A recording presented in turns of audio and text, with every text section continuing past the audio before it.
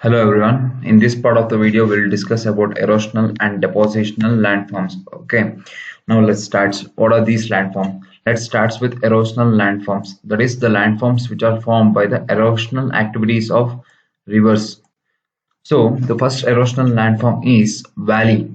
Okay, in order to understand each and every landforms, please watch the complete video where I will be telling the processes. I will be explaining the processes with the pictures. Okay, now let's start with valley. How are valley formed?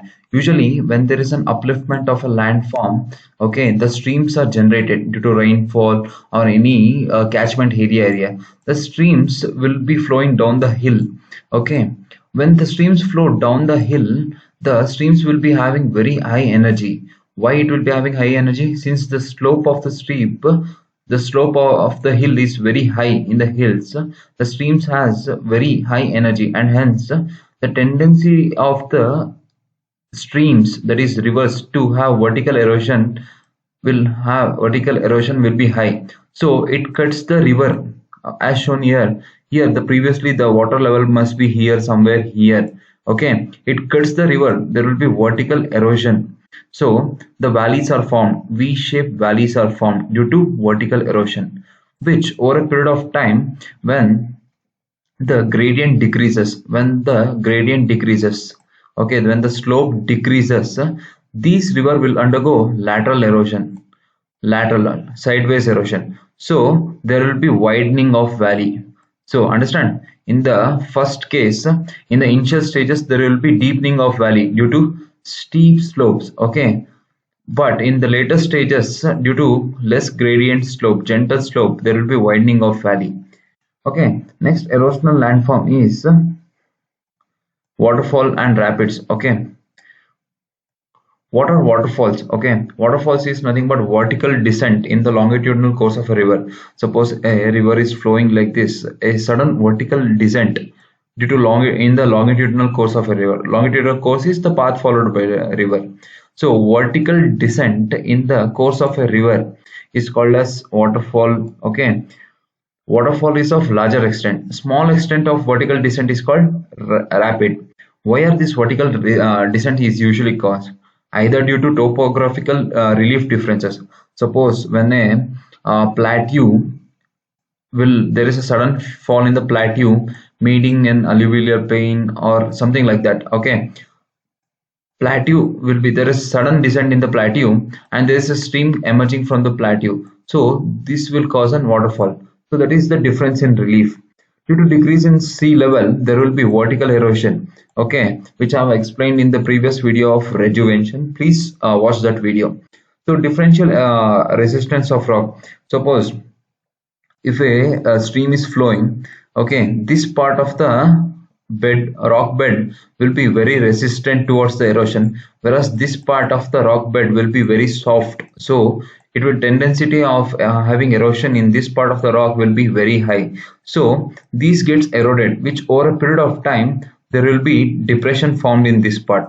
So it will look like this. So there is a fall here, waterfalls are formed. The waterfall of the minor extent, the small waterfall, is called as rapids. Okay, now let's discuss with the pathols and plunge pools. What are pathols? These are cylindrical depressions formed on the horizontal bed of rock. As you see here, these are the cylindrical depression. Okay, suppose this is the horizontal bed of rock, a river is flowing here. Okay, the cylindrical depressions are formed here. Okay, this is called as pathols. Why are these cylindrical depressions are formed? Because when the river is flowing like this, if there is a rock like this in the horizontal bed of the rock, there is an elevated rock, this causes the change in the course of a river to slight extent, so it will be elevated. So this causes whirlpool means the stream will rotate. Okay, rotate like this. When this stream rotates like this, and the erosional tools such as small stones, pebbles will be trapped inside these whirlpool, that is the eddy currents. Okay, when these erosional tools of pebbles will be trapped inside these eddy currents, this will grind the horizontal bit of rock. Okay, it will dance on it, so there will be erosion. so there will be depression, holes will be formed. These cylindrical holes in the horizontal bed of rock is called pathols. When this enlarges, plunge pools are formed. Plunge pool, how are these plunge pool formed? Usually when there is an waterfall, the water will fall from greater height. So there will be erosional activities from here. So there will be depressions are formed in here. Okay, these depressions are usually called as plunge pool. Okay, which are larger extent of pathols. Now let's discuss what is structural benches. Usually, consider a river. These are river terraces. Okay. These are river terraces. The flat step-like surfaces on the valley floor is called terraces. These terraces are alternated by resistant and soft rock. Suppose this is resistant, a soft rock was there here. This is resistant, soft rock are there here. The soft rocks are eroded. So these step-like structures are called structural benches. Okay, the river terraces is nothing but, suppose this is a river.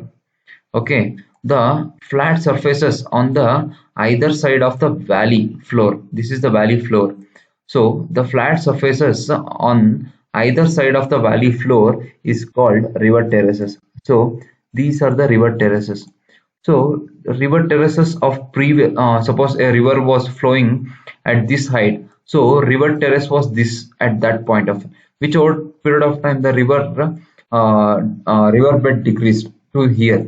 So the riverbed, the terrace came here. So river terraces will include the previous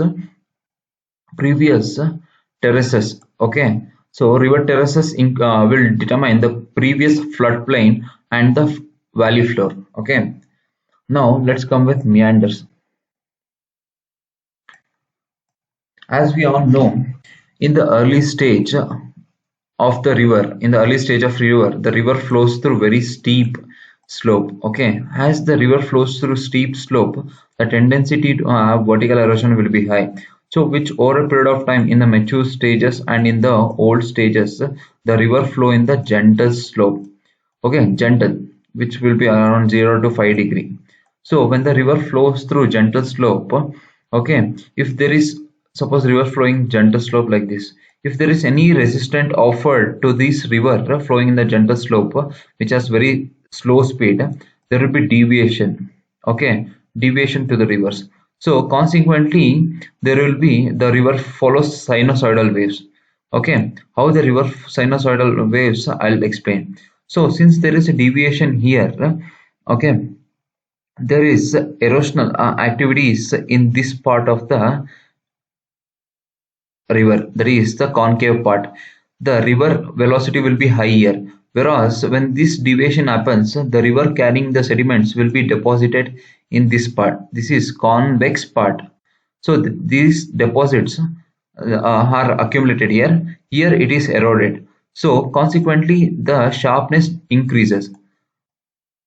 So in this part of the meander also the same process repeats. Okay, here there will be concave part, that is erosion. Here there will be deposition, which over a period of time develops a loop, that is a meander. Okay, how are these meanders? Okay, meanders, there are three types: entrenched meanders, incised meanders, and entrenched meanders means the suppose a meanders has the flows like this.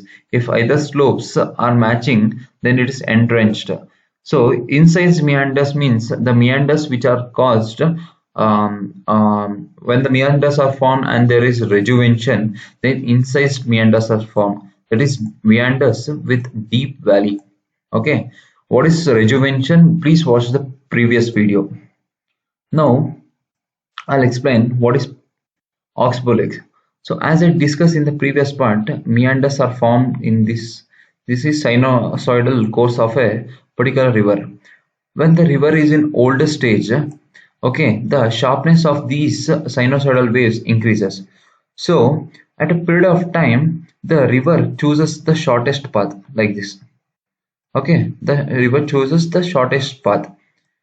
When the river chooses the shortest path, this path is left unattained by the river. So this part will have some amount of water which is stagnant, which forms oxbow lakes. Okay, the leftover part will form oxbow lakes. That is the given here.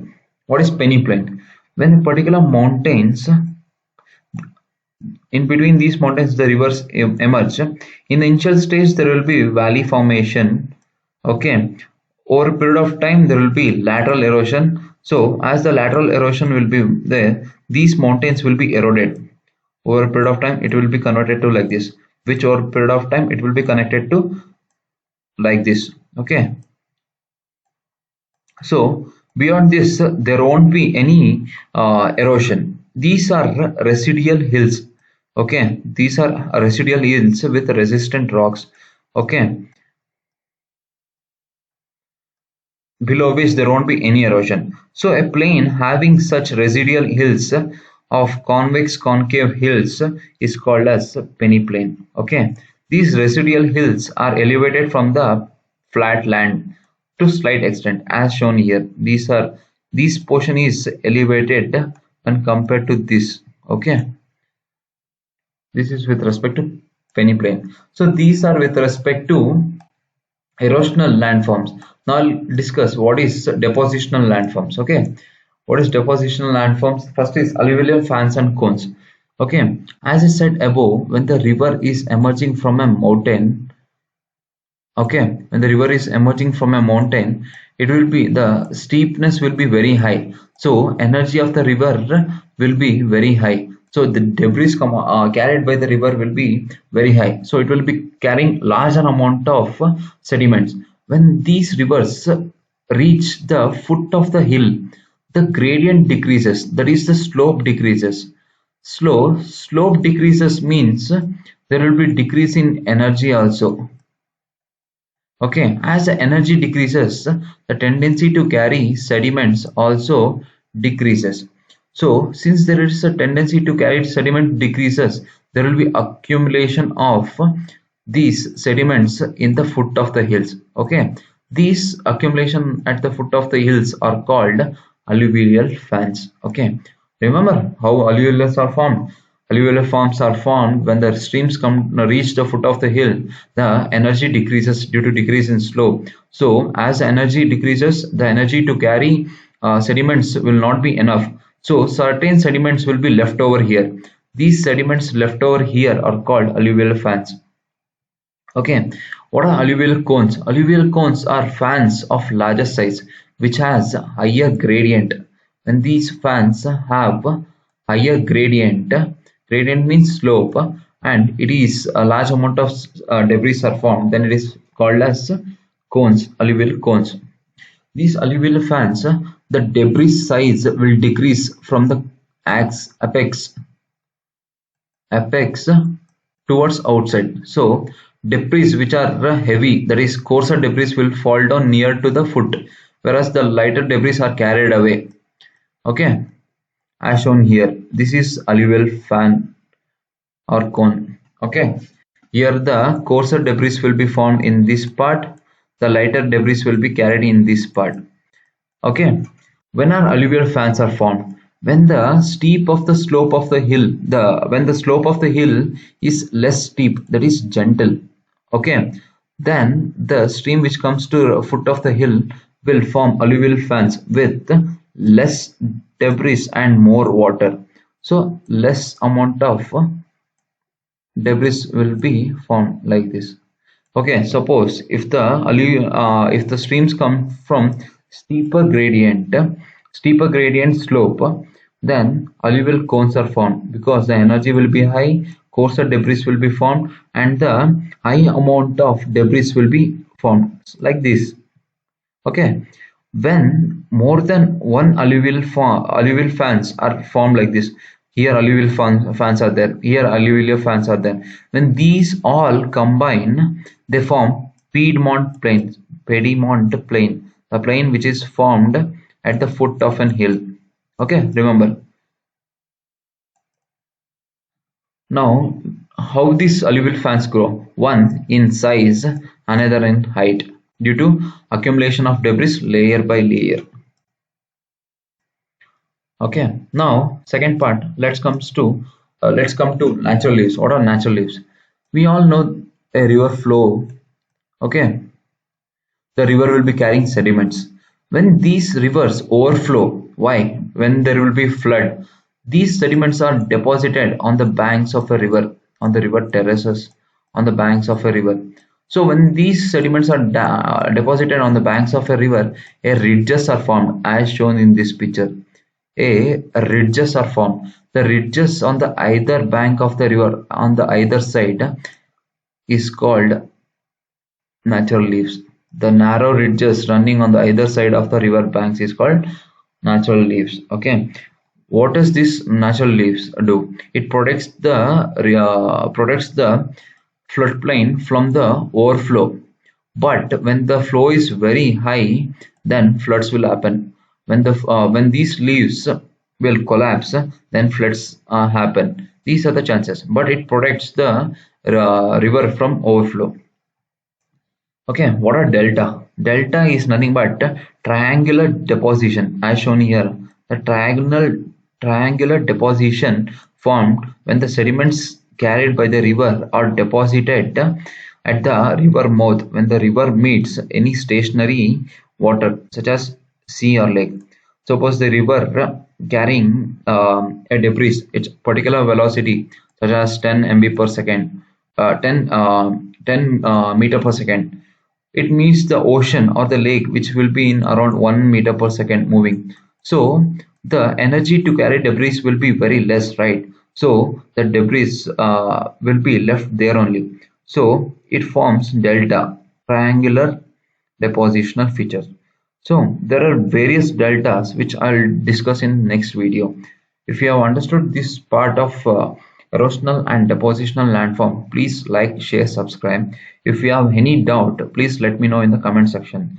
And this part which I covered in this video is really important with respect to geography part of mains paper. Okay, that is paper 1 and paper 3. So good luck. And with respect to other videos for geography polity, I'll be uploading in the respective playlist. Please watch it. Okay, thank you.